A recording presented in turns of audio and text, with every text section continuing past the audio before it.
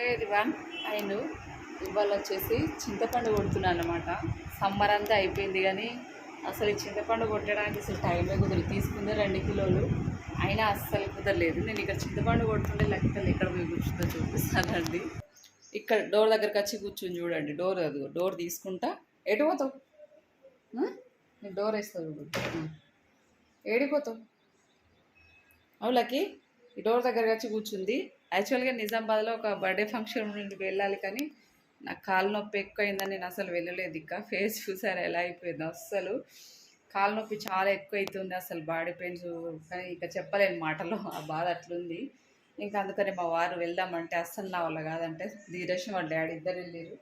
లక్కీగాడేమో ఇగో వాళ్ళ daddy Dheeresh వెళ్ళిండండి. Door దగ్గరకు వచ్చి కూర్చుంది. ఎడిపోతాను లేవు పోదందా. డోర్ ఎలా తీస్తుంది చూడు.